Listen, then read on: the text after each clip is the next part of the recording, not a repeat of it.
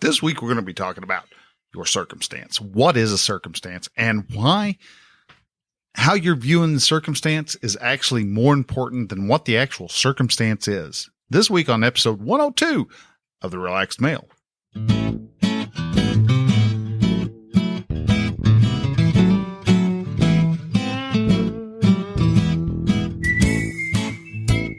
Hello and welcome to Relaxed Male, podcast that helps men change their relationship with themselves. I am your host, Brian, and I am a men's life and mindset coach who is here to help you understand that you don't have to suffer at your own expense. You can live your dream, and I encourage you to set, then pursue your goals. So join me as I change the mindset and attitudes of men so that they can be the leaders of their families and their destinies.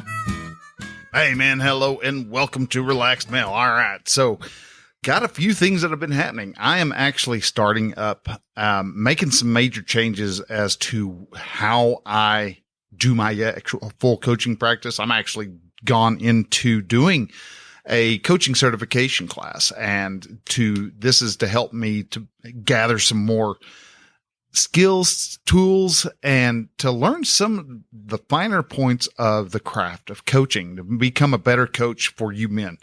And because of that, I'm actually learning some new stuff. Now, I've just barely started. We've just jumped into week number 1, and this is what we're actually going to be talking about. The class that I'm jumping into is the Life Coach School, and the Life Coach School has what they call the model. Now, people say that this has been around for a long time. And no, I agree. In some form or fashion or another, it's always been there. Kent Julian of the Live It Forward show, he has talked about several times about E plus R equals O. Events plus response equals the outcome. And the model kind of goes like that, except it takes it and breaks it down into more steps. With the model, there are 5 different lines, and these different lines all intersect with a particular line of thinking, because you have the first line is the circumstance line, and you have your thought line, your feelings line, your action line, and your results line. And I'm just now learning. Well, I've heard of it before. I've listened to Brooks' podcast for quite a few years. So I've had a very good understanding, not a perfect, not where I was using it efficiently and using it as a primary tool. But that's kind of what I'm wanting to be able to do, is to figure out how do I utilize Brooks' model for the betterment of you men. And one of the first things she talks about is what a circumstance is. And that's where I want to go this week, is I want to talk about your circumstances.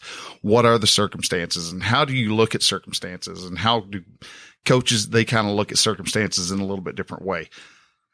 A lot of us look at our circumstances as things that are happening to us. I've had parents who ground me because, I looked at them wrong, or maybe you had an abusive parent who hit you or beat you or molested you or did any sort of, horrible action, terrible things that happened in your life. And we take those and we bend them around to mean a certain thing. You may have heard women who have been in abusive relationships, and men, they can be in abusive relationships too. But we take those circumstances and we apply a thought to that circumstance, and we make those circumstances mean something in particular, and we lock ourselves into it. We almost darn near, and many people actually do. They marry themselves to a particular idea, a particular thought about a certain circumstance. And because of that, this is where so many of our areas of suffering really start to really compound on itself. We start to cause problems in our lives, because we take something that we believe means something, and we just dive into it, and we instantly want to believe that particular thought. And so to start things out with, wanted to look at what a circumstance is. Now, circumstance as a according to Oxford Dictionary, means a fact or condition connected with or relevant to an event or action, which is great. That fits in almost perfectly as to what Brooke Castillo's definition of what a circumstance is. Circumstances in the model mean that it is strictly the facts of whatever events happened in your life. It could be that that your bank only has 32 cents left in it. Your wife throws things at you. Your son smokes cigarettes, but it doesn't mean that your observances of something is a fact, because we can often confuse facts and opinions as being the same thing. My wife hates me. My mother-in-law is overly controlling. My son disrespects everybody.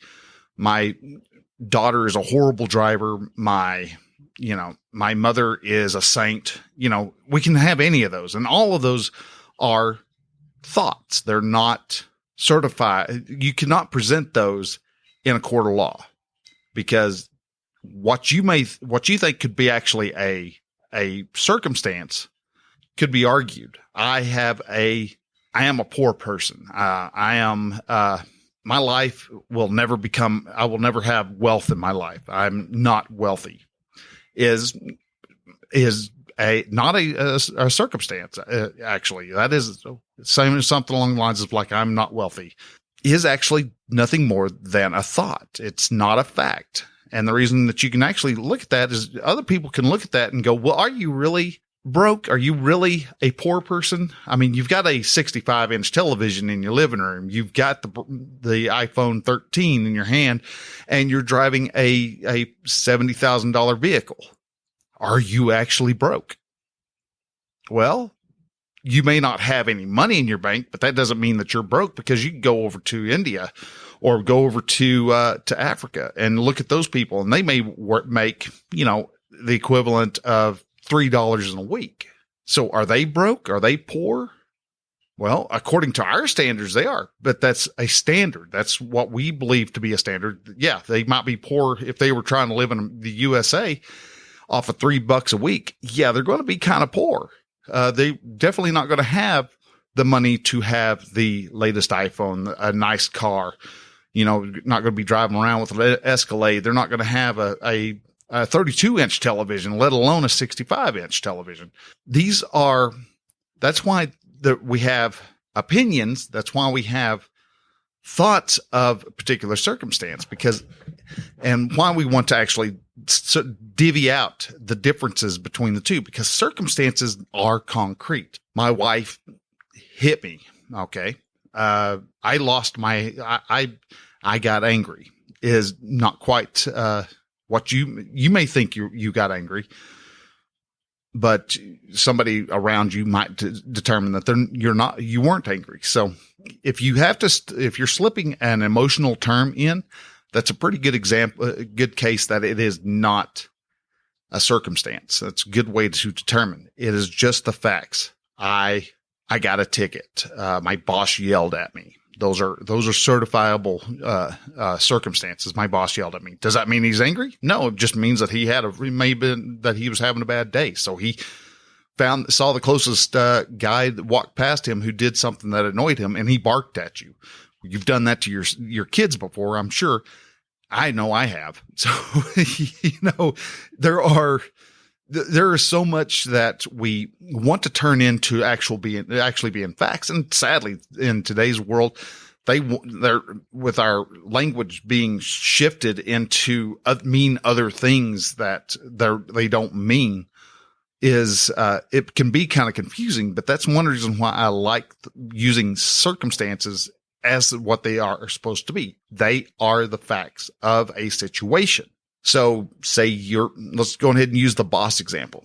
So you walked past your boss, and boss called you into the office, and he dressed you up and down and told you what was going on and blah, blah, blah, just really tearing you a new one. You walk out of there lighter, 10 pounds lighter because of how much he chewed on your backside. We can break that down and look at the circumstance was boss yelled at you. That was it. The boss called you into the office. That's a circumstance. The boss threatened you with your job. If he said that, then yeah, he threatened you with your job. You didn't get those TPS reports done in time.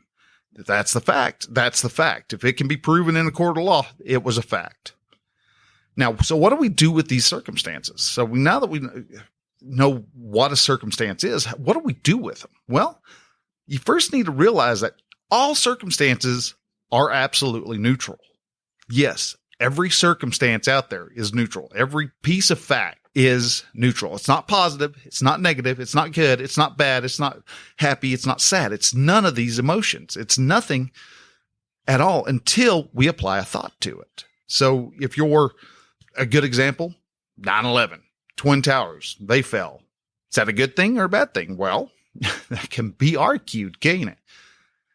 I personally would say that it was a terrible thing. The vast majority of everybody who was around on 9/11, 2001 knows or believes that it was a bad thing to happen because we saw the towers fall and we know the emotions that we felt in there.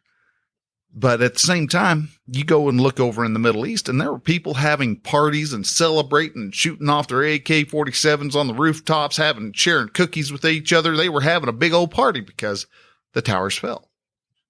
So is the towers falling a good thing or are the towers falling a bad thing? Well, it really depends on what you think of it. All your circumstances, every circumstance you ever come across is neutral until you apply a thought to it. Now, and once you apply a thought to it, then you're getting the ball rolling. You're going to start wrapping some other emotions and stuff into it, and that creates your actions. Actions create your results. So that's where the whole model comes into play. You have a circumstance that is centered around something. Another great example is whenever I was dating, back in my dating days, we'd gone to see, and this is how long ago it was. Me and my girlfriend, we went and saw Natural Born Killers with Woody Harrelson and Juliette Lewis. Forgot her name for a second. And that you may be aware of the movie. If not, it's a good movie. It's an interesting movie, but it basically is kind of a commentary on how media will turn horrible, terrible people into celebrities almost. And that's what happens with the characters of Mickey and Mallory Knox. They go on this killing spree, and they, as they continue their killing spree, they are shown in the news and talked about in media all the time, where they elevate themselves to a celebrity level status. Well, when the movie was over, I thought it was a great movie. I love the commentary on it, and I thought it was a good movie and all in all, and I loved the soundtrack and all that. But my girlfriend, she hated the movie, and we got into talking about the key points, and I had my thoughts and she had her thoughts, and we were bashing our thoughts together. We were sitting there side by side watching the exact same movie at the exact same time, and both of us came out having completely opposite reactions to that show. And that is because we saw the same movie, but we each had a different thought. So it's your thoughts that make your circumstances either good or bad. Now, does this mean that if you're abused, that you should stop looking at it as a bad thing and start looking at it as a great thing? No.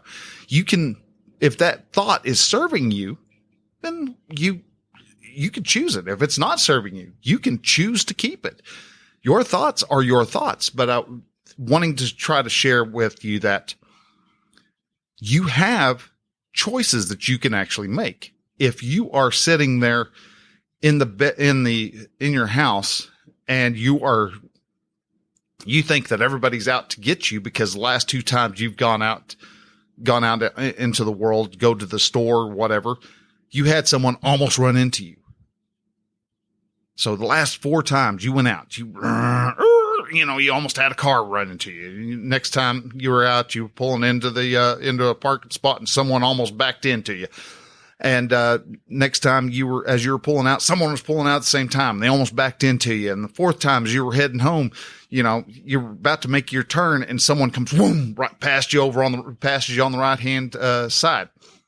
You could have the thought of, people are out to kill me. This is horrible. I've got to stay home. This is something dangerous. People are getting crazy out here, and I've got to stay home because I don't want to die. Or you can have the thought, and if that serves you, okay, I'm not, I personally, injecting my own thoughts and feelings into it, I personally wouldn't think that's going to serve you very well, because how are you going to get food next time? You're going to have to leave the house to get food. You're going to have to leave the house to pay the bills.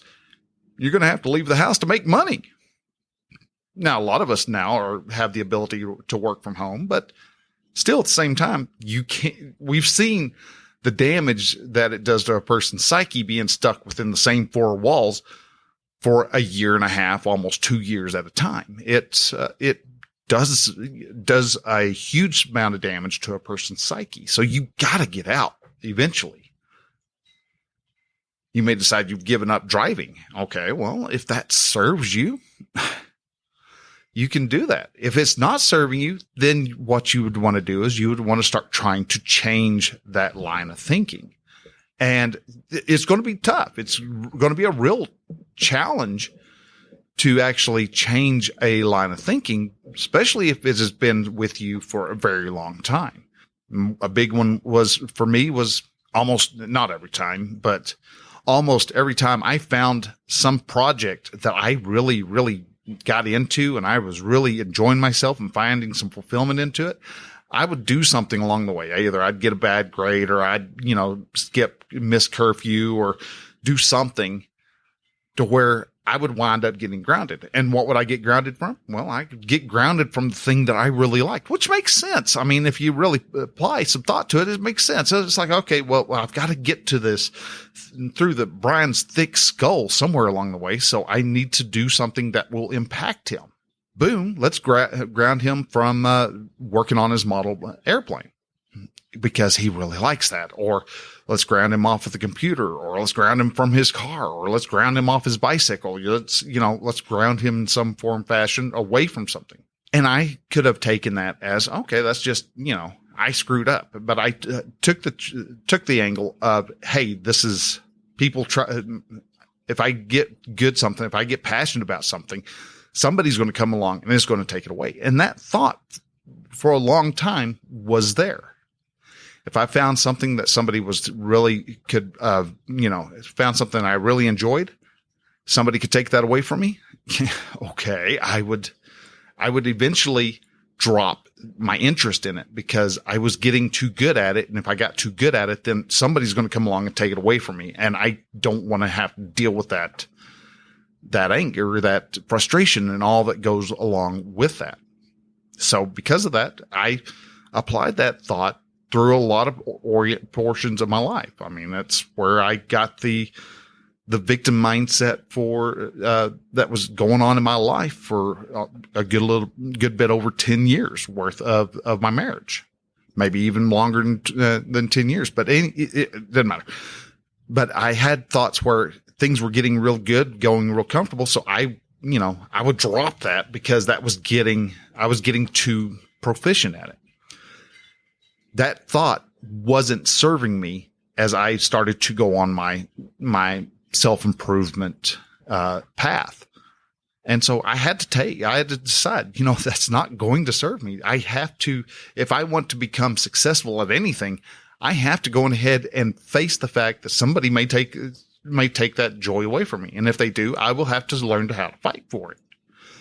Is someone going to actually come along and go, you're not able to do this anymore. You can't have this website anymore. You can't coach anymore because we think you're too good at it and we need to ground you from something. No, they're not actually going to do that. That thought that I had when I was younger did not serve me anymore. And so I needed to change, and it's taken work. And I still have a lot of those lines of thinking going on that keep me from achieving the joy and the success that I want. But a step into making myself more successful is getting the skills that are needed for what I want to do, what I want to do with my life. Now that I've grown up, what do I want to do? I want to be a men's coach. I want to be able to coach people and help these guys pass the different obstacles that are in their life. Their different hang-ups and problems that they are faced with. I want to help them get past that, help fly past those obstacles, learn from those obstacles so they can grow and become even more successful than what they originally thought was going to be possible. So you have to figure out how to change your thoughts. And a lot of that thought work comes from you paying attention to what the circumstances are and what your thoughts of those circumstances actually are. Is your thought of how your boss is singling you out, or is it the thought of the boss is wanting the best for me? I need to make sure I do the changes that he suggests.